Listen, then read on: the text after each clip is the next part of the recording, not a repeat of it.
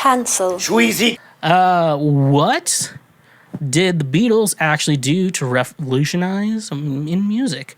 I'm listening to them at a pub right now. They're boring. I've never, ever even remotely liked their music. It reminds me of shopping malls and hairdressers. What the hell am I missing? I'm 40. I like most genres of music, but they just do nothing for me. So obviously, like I try to always mention with music, you know, if you're a music expert like me, I don't know if I'm an expert, but I know a lot about music because I thought knowing a lot about music would make people like me. It doesn't. It's not that way at all. But when you know, there you could like detail why a song is good, and you can go into details on why a song is bad. But at the end of the day, what you enjoy listening to is what you enjoy listening to, and you can't scientifically say like you shouldn't listen to this music because of this. It's like, well, I enjoy listening to it, so yeah, I don't think Frank's going down.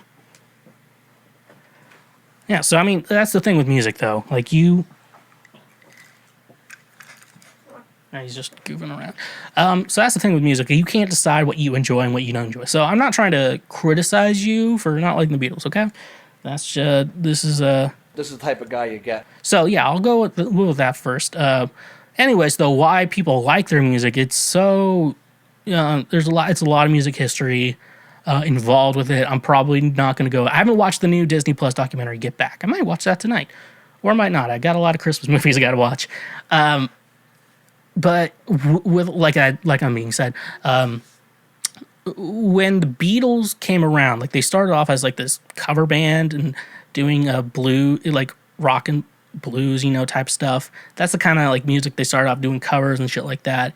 And then, making this like mainstream pop music. And then they started experimenting. The way recording has been started with the Beatles. They revolutionized recording music because they were in the studio and they wrote so much. And they were like, let's try different techniques with recording. And so they did a lot with recording. Songwriting, they kind of, John Lennon and Paul McCartney, like just the way they clicked together in songwriting was just brilliant in how they did that. And it was just brilliant in the way they did that and how they kind of continued to do that together. I don't even think they've ever really hit the mark. Like, they have a couple good songs, like solo stuff, but like the Lennon-McCartney duo songs they've written together is just solid gold in what that is. And so there's no revolutionizing that.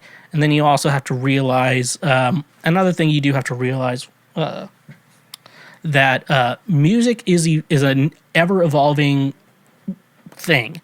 And that's why every old person, even me, I get to that sometimes. Like, back in my day, music used to be better, because when you were a kid, that's when, like, 13 is, like, the age, psychologically. Like, what music you like then is kind of what you probably are going to like for the rest of your life and stuff like that. And, like, you listen to old music all the time. Like, I find myself, like, listening to Silverstein, Under Oath, Simple Plan, Fall Out Boy, Green Day. I find myself listening to that a lot. Even though I try to put in a lot of new music too, try to mix that all in, I still find myself going back to that stuff a lot, because when I was 13, that shit was the best. And so, like, music is ever evolving, and so, like, emo music today, now emo pop punk music today is like Machine Gun Kelly, Youngblood, a couple, Mod Sun, I think, is there too. So, music's ever evolving, and that's what it is now. People are like, back in my day, pop punk used to be better. I'm like, well, if we kept making that same shit, we're going to run out of things. So music is an ever evolving thing.